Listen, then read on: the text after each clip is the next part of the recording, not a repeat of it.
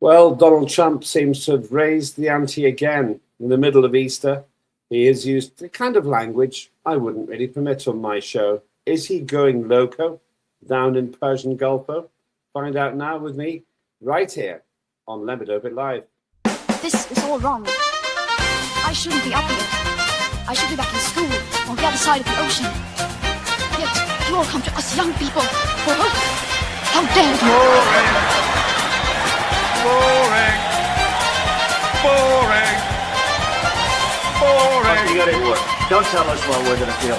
We're trying to solve a problem. Don't tell us what we're going to feel. I'm not telling you. Because you're in no position to dictate that. Remember what you're doing. You're in no position to dictate what we're going to feel.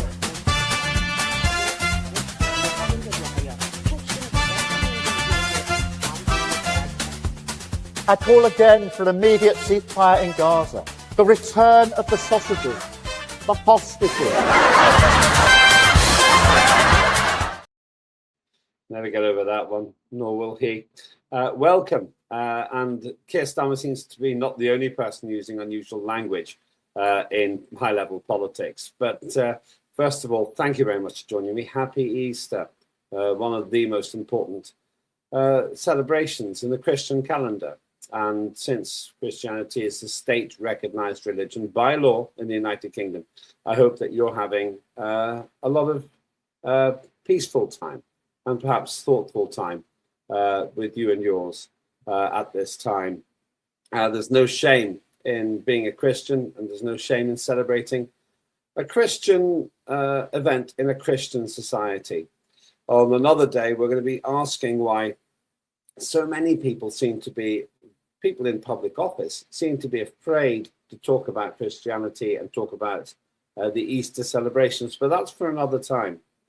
The President of the United States of America, that's obviously Donald J. Trump, has decided to mark Easter with a remarkable outburst. I'm not going to read it out in full, but if you haven't seen it, let me say, it's the kind of language I would never allow my children to get away with without getting a very stiff talking to.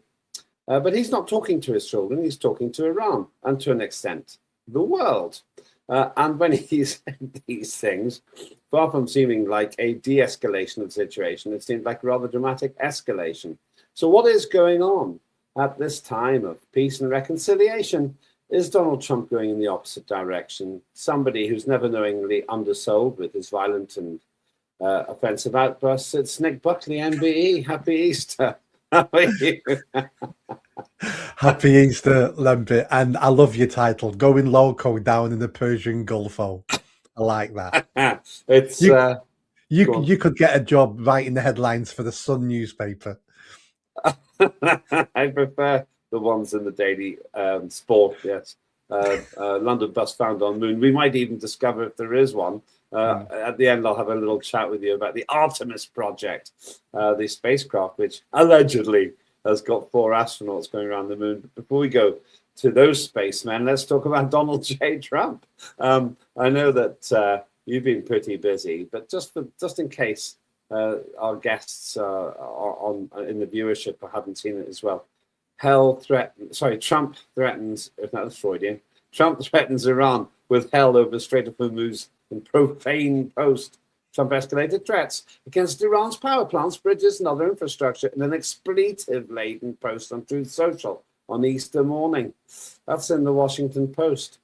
And democracy dies in darkness, says the Washington Post, which I consider somewhat direct. Either a promise or a threat. I'm not sure which. But leaving aside my views of the Washington Post, Donald Trump dropped the F-bomb on Iran. And he did it in front of millions and millions and millions of people. And he also called them illegitimate children. And he also said that they'd be living in hell. This, as the Washington Post, and I agree with them on this, describes it. And in this expletive-ridden post, he just basically effed and blinded.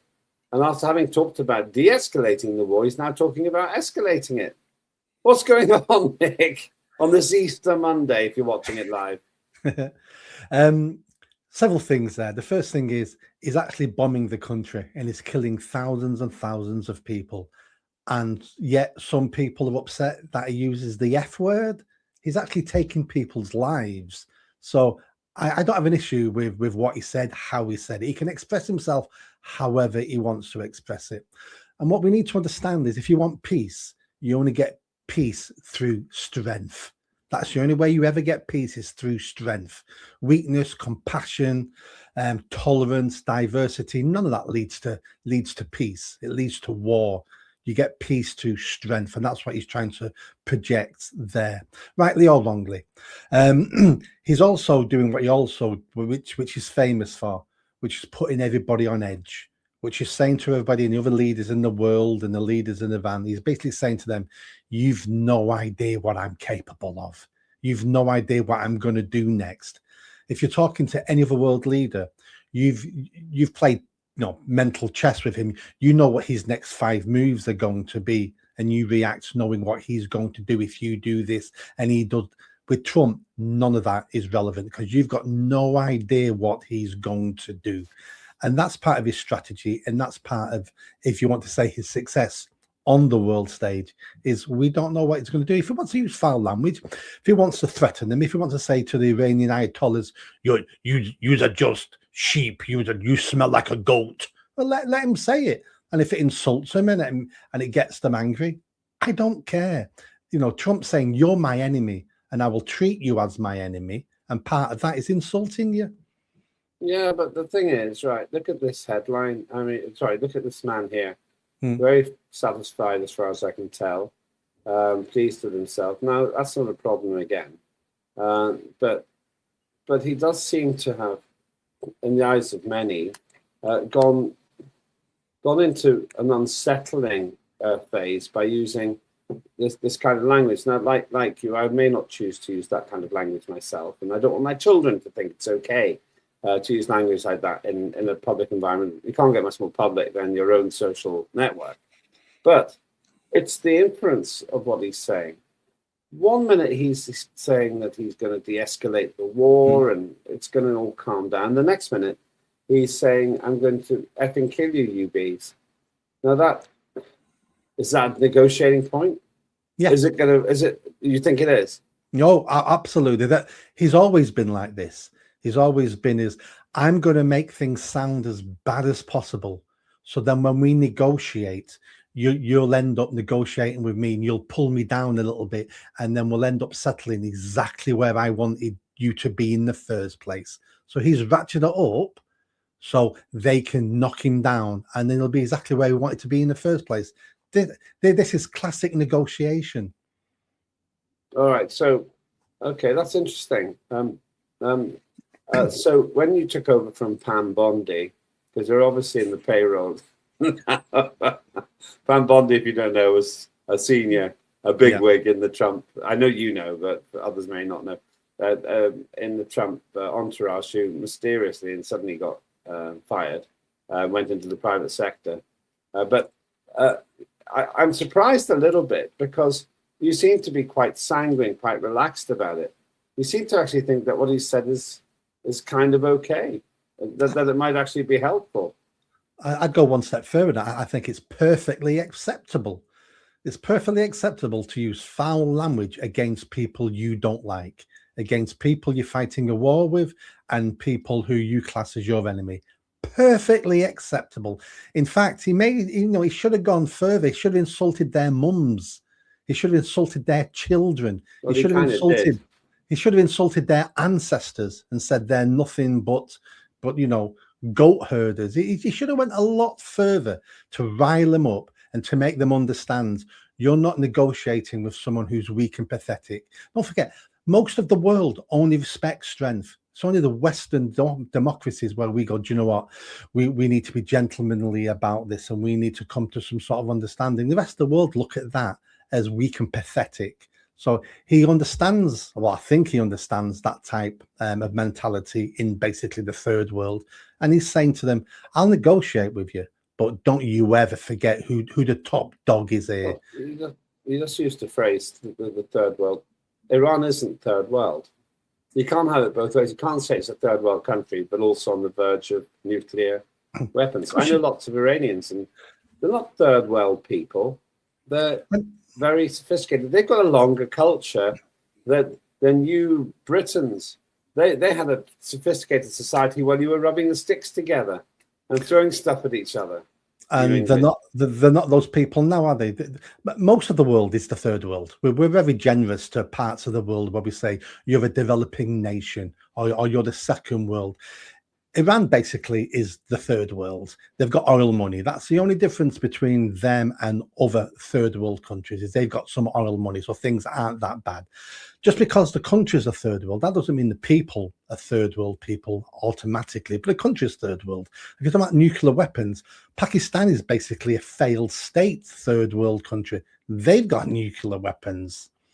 All right. Well, this is an unexpected turn of events defining third world, which we can probably not do very fast. Didn't expect to be talking about this in Easter. I know one example. I don't know if we've got a picture of any other drones, but they're doing quite a first world job of irritating Israel. Thank you. That was a great, massive way to. Iran has launched lots of these things. Apparently, they only cost something like 7,000 or 10,000 each. But then the first world is using $3 million missiles to knock them out. Whether we can agree and I don't think I really do agree with you on the first world thing, though I have to say that Trump wants it to be back to the Stone Age. He said so, more or less. But whether we agree or not, Iran is playing its weaker hand very well. And so whether you think they're a third world or a first world country, shouting at them doesn't win them a war, doesn't win America the war, because the third world goes, okay, well, we'll just use limited resources we've got in an intelligent way. And also, it's a 5,000-year-old culture. It was one of the leading culture. The Persian Empire is one of the leading cultures for its time for thousands of years. But okay, how do you explain, if it's such a third world country, that Iran is still up and running and the regime hasn't changed, whatever the West says? Because regime change is hard unless you put boots on the ground, and we're not going to put boots on the ground in Iran. Iran are playing the hand they've been dealt, so they're trying to do the best with the hand they've got. The mistake the West always makes is we think they're just like us. We think they think like us, they have the same morality, the same desires, aims, goals. No, they don't. Once you get out of Western Europe, people change, countries change, ideas change. And most countries around the world, their leaders are very fickle. It's all about respect. It's all about portraying that you're the top dog, that you're in command. And having other leaders insult you worldwide takes an effect. Not only does it damage your reputation at home, people at home are also then going, Trump have said this about our leader. Oh, could it be true? It may be true. We think it's true. You fight different wars in different parts of the world. And I think Trump, rightly or wrongly, it may be a flawed plan. I don't know if it's going to work, but I can understand why he's doing these things, and in the hope that it gets some traction in Iran. Well, okay. Mark, just so that we move on from it, I'm tempted to argue with you about this, not just because it's Easter, it's meant to be peace and goodwill to everybody and so on, but it's because I actually think the Iranians have been preparing for this war for 40 years more. And so they knew if they were against one of the three mightiest armies in the world, the other two being Russia and China, they weren't going to win on points. They were going to have to win on a knockout from time to time. And you've probably seen, I'm not getting into it because it's a sideshow, but the huge hoo-ha about two airmen who were shot down in one aeroplane. America hasn't lost very much. They've lost quite a lot. We saw, I think, earlier on, a brief glimpse of one of the big aircraft they've lost. That's it. That's worth $700 million or more. So they have lost war material, but not very much. So it's asymmetric. But I do just think I see a little bit differently to you in terms of where they're heading. But just before we go to the quick break, your view then, just in terms of his rhetoric, you do think what he's doing is justified and it's reasonable. And you think that it's going to make a difference? Because I don't think the Iranians are being very persuaded by the use of language as billed. Only time will tell if this strategy is going to work. This sort of rhetoric by itself will achieve nothing. But I would imagine this is one part of a strategy to undermine the Iranian regime. And not only that, it's also a way of making sure all world leaders know where they stand when it comes to the United States of America. And that's what he's trying to promote around the world, that America is different today under Trump. We're not taking your rubbish anymore. We're not going to be disrespected. You will do. I'm not saying any of this is right, but he's really saying to other world leaders, you will do as you're told. Look how he's treated Starmer and some of the other Western powers. Do as you're told, get in line, or else. If a parent said that to a child, let's say you were in the Chessington World of Adventures or Thorpe Park or Alton Towers, and you saw a parent turn around to his children and say, you will do as you're told, or else, they'd be grumbling in the queue. People say, well, that's not very good. That's not how you raise a child. Why would it be different in international politics? Well, first of all, I think you should say that to a child. You will do as you're told. I'm the adult here. I'm your parent. I'm not discussing why I've made this decision. Do as you're told, or there'll be consequences, child. Absolutely fine. The fact we don't speak to our children like that anymore and don't have that is part of the reason why the UK is failing, is because we've become too pink, too soft and too fluffy. Oh, are you okay, Mr. Ayatollah? Are you okay? Can we not solve this? Can we not sort this out, Mr. Ayatollah? No, it's do as you're told, or we're going to drop the biggest bomb ever designed in the world right on top of you. That's how you get peace. We think war now is a gentlemanly game where, you know, here are the rules of war. No. Sometimes you have to conduct total war. We don't destroy our enemies anymore now. All we do is beat them and then leave them alone for 20, 30 years to rebuild, to come back and fight us again. Sometimes we need total war and wipe them out. That's how we used to fight wars. I didn't expect that from you. Jonathan H. N7X didn't either. I'm paraphrasing him. It's barely any cleaner than what Trump said. Who is this Nick beat head? What a waste of space. Jonathan agrees with me, but in rather stronger terms. Keep your comments coming there, Jonathan. Happy Easter to you, Jonathan. And boo to Nick. Boo to Nick. I'll come back to Nick in just a minute. I'm obliged to talk about something else that someone else is very positive. Claire Dyer has been a great stalwart of the station, and she's doing some more recording of shows this week. That's Claire Dyer, who finds local issues which could make a difference to you because they have national significance, and she does dire consequences.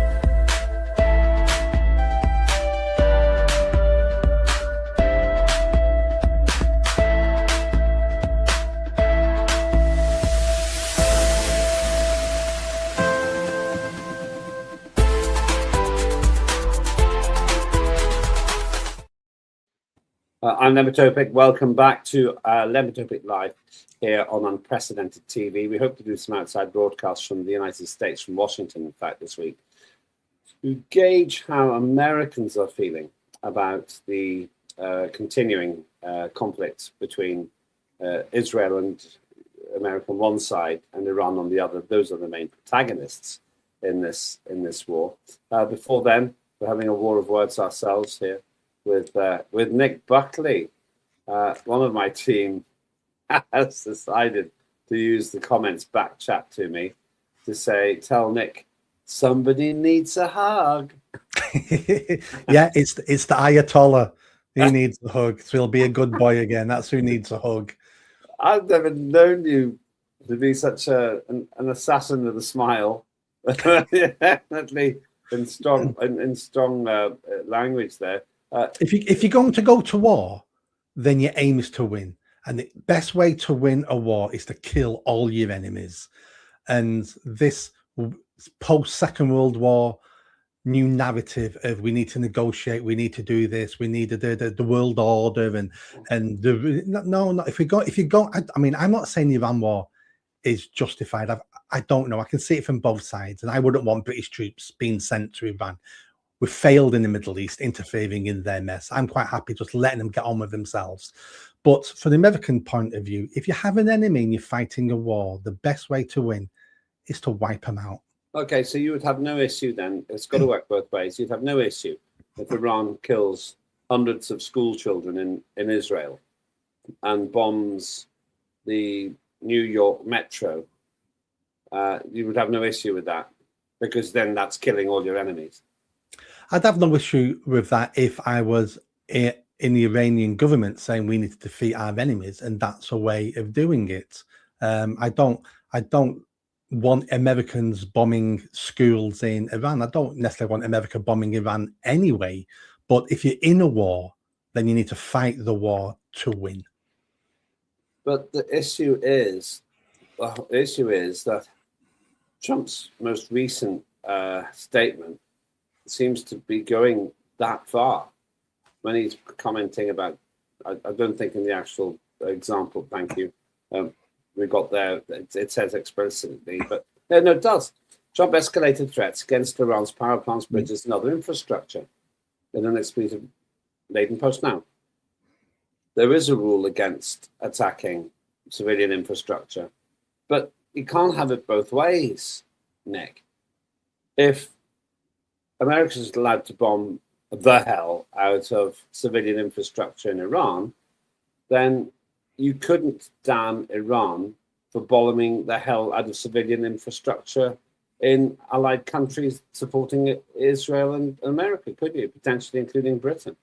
No, I completely agree. I didn't say that. I didn't say that was hypocritical not to want that. I said that I can understand both sides doing what they need to do to win.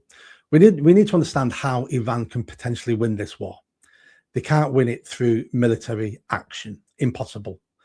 But the way you beat America is how America has been beaten in wars since the Second World War. And it's turning the American public, American opinion against the American government. That's how the Third World Vietnam won the Vietnam War. It was how the Third World Somalia beat the Americans with Black Hawk Down. You have to turn the American people against the government by losses, by the body count. And I'm sure Iran is trying this, and maybe Trump has decided to nip that in the bud and double down and say those things he said, which then sends the message back to Tehran that I don't care. I don't care what the American people say to a certain extent. We're coming after you. You start negotiating, start doing as you're told. That could be the answer there. The biggest leverage for the Iranians seems to be the Strait of Hormuz. Then Donald Trump says, "You get your own oil. We don't need the oil. You get your own oil." But because it's a choke point, as you can see there, actually, it's really tight. And Carg Island, they're still talking about potentially going for Carg Island. That seems like a risky business to me. But okay, we note and we bank the point you're saying that you can go for anything, but I think you're going in pretty tricky territory when you're being seen to be bombing civilian targets. And I just remembered something else. Trump said help is on its way, and now he would be inconveniencing millions and millions of people who he claims to be helping. That's not very consistent. Could you repeat that? Sorry. Right. Trump said help is on its way when he called for the Iranian people to rise up against their leaders. Mm. And now he's bombing the very infrastructure those civilian people depend on.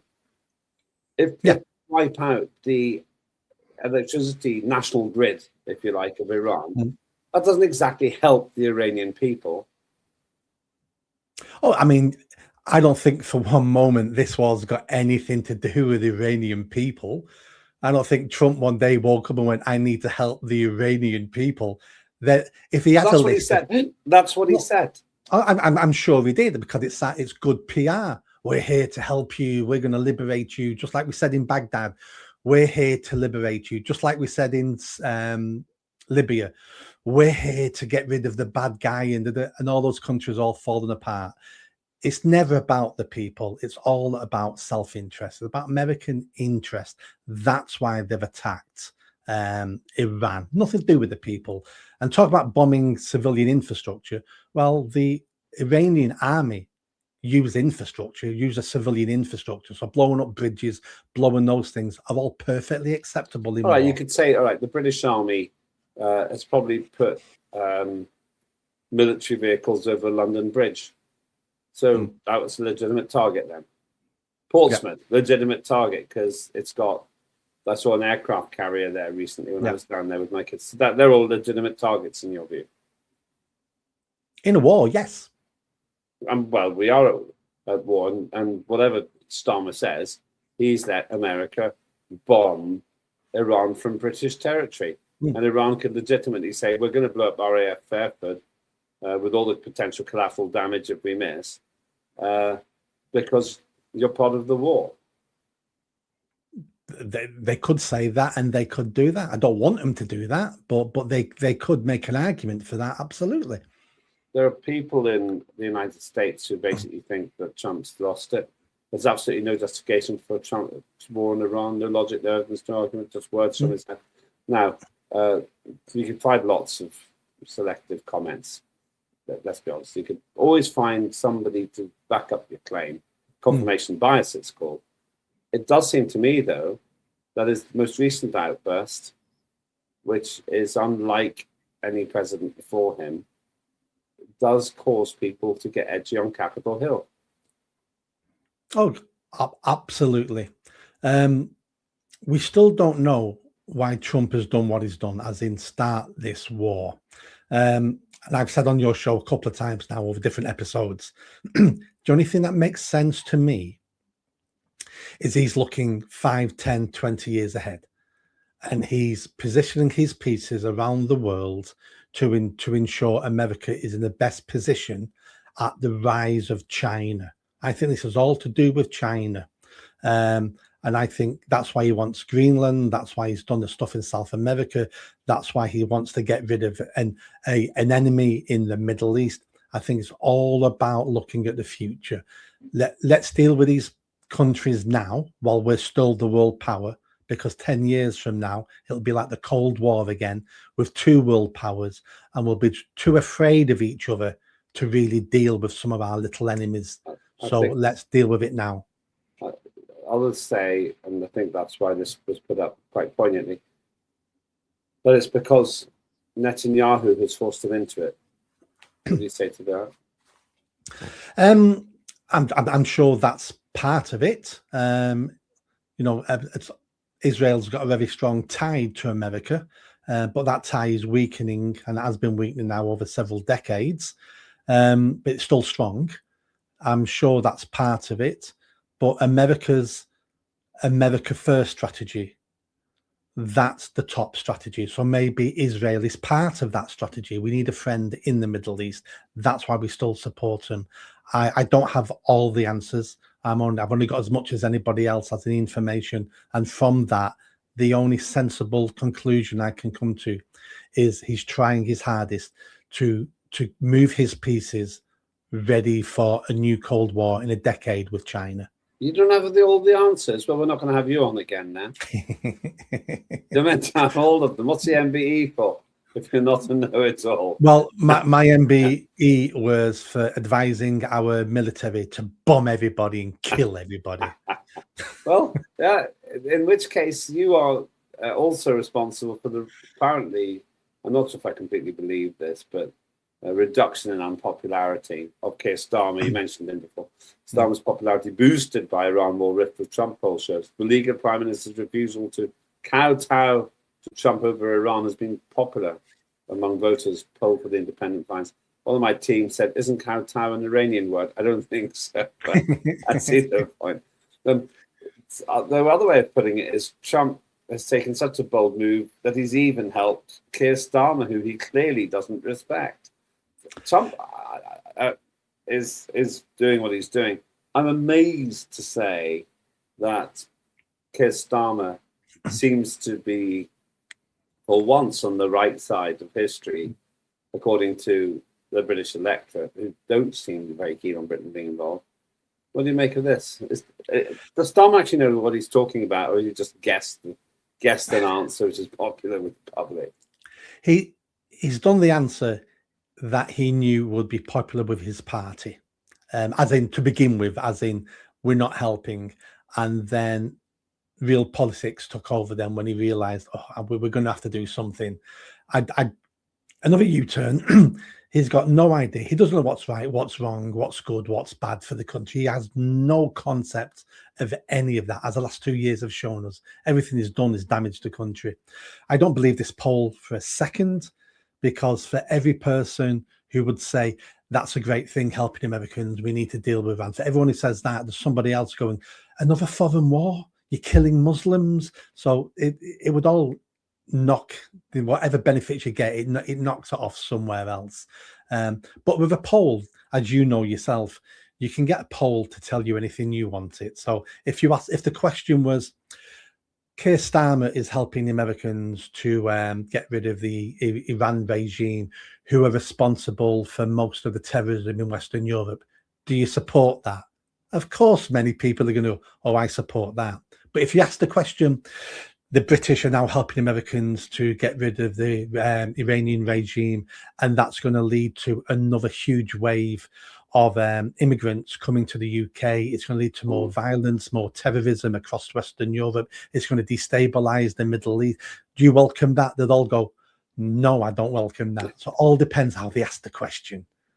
And meanwhile, on a happier note, arguably, something like this, Artist's Impression, is racing around the moon, apparently, with 4 astronauts on it, taking humans further than they've ever been from Earth before.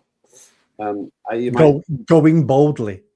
Where no man has gone before. Oh, you said man. Oh, you said man. Anyway, there's a woman on board as well, I think. Do you still think we maybe never went to the moon? I think we've been to the moon. The question I put to you last time was, did we go in 1969?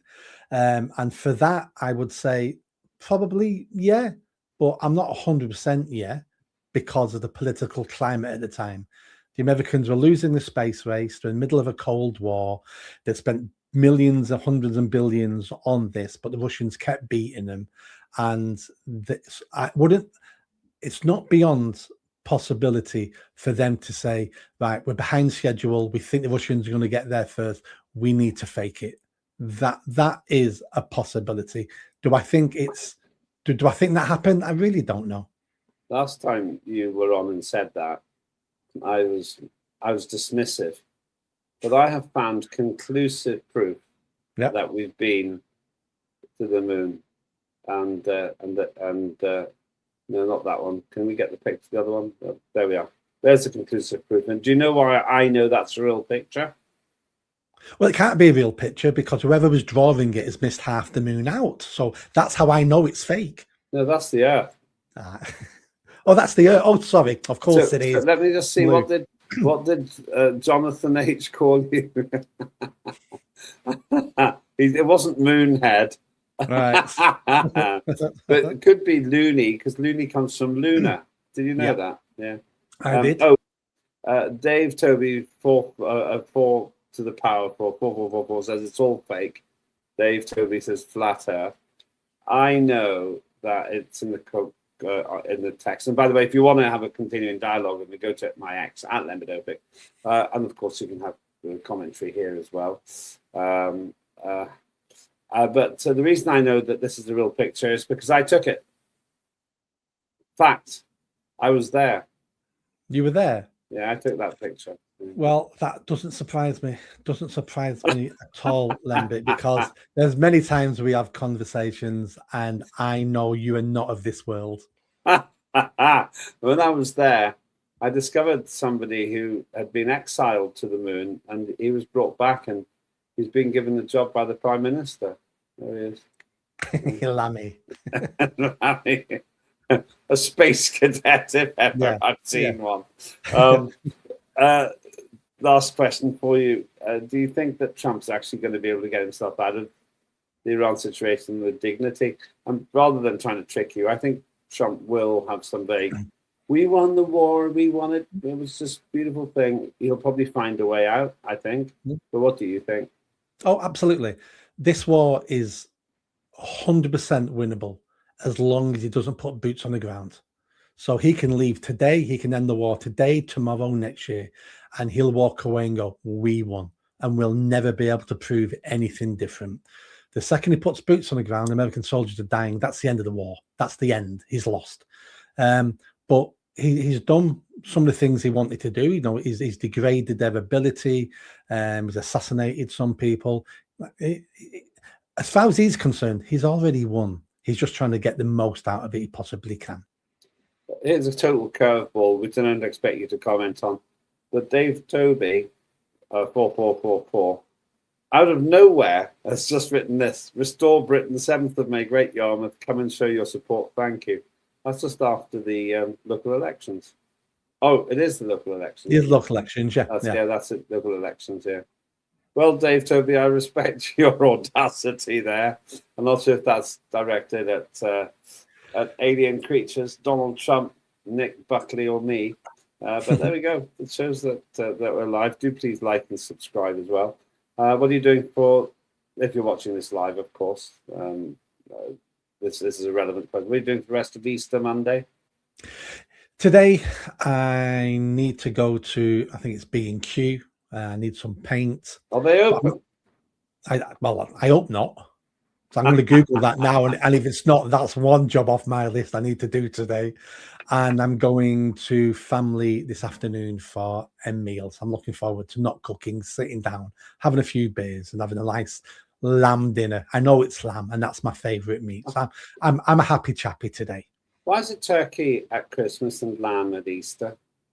Why? Lamb at Easter, because that's all connected to the story of Jesus being a shepherd. And then Easter is also the beginning of spring. So we've got new lambs being born. It all fits in with that. Why is it turkey at Christmas? It never used to be. Up to 100 years ago, it used to be a goose. But then I believe the royal family, you know, Queen Victoria had a turkey one year. And that became very trendy, and turkey has remained ever since. Well, you learn something new every day. Yep, useless, but you do learn something. No doubt there's some history behind my goose is cooked as well. Who knows if that's what we're going to be ending up using as a phrase about the Iran war. Thanks very much indeed. And I really appreciate your time, especially on Easter Monday. If you're watching this live, it is broadcast live on Easter Monday. We'll be following various parts of the stories happening this week, including, I have to tell you, the Artemis project. I'm quite impressed that so far so good. The Americans have launched for astronauts to go around the moon. Fascinating. Will they make it onto the lunar surface with boots on the ground in a different way before the Chinese? We shall find out. But in the meantime, I hope you have a good day. I hope that you do celebrate the Christian meaning of us all being saved from our sins, which is pretty much what the message of Easter is. More than anything, don't be, even Nick could be saved, who knows. And more than anything, let's see if our predictions are right. I'll add one more thing. Donald Trump does use very strong language. I'm surprised Nick Buckley is so supportive of that. But we shall see. Maybe the art of the deal is to confuse the people you're negotiating so that they don't know quite what you'll settle for. Maybe he's right, but we'll find out soon enough. Anyway, I'm Lembit and Öpik. Please do like and subscribe to @Unprecedented TV on YouTube. And we'll hope to give you some outside broadcasts all the way from Washington this week to try to figure out what they're thinking about all of this on Capitol Hill. Happy Easter. Have a good day.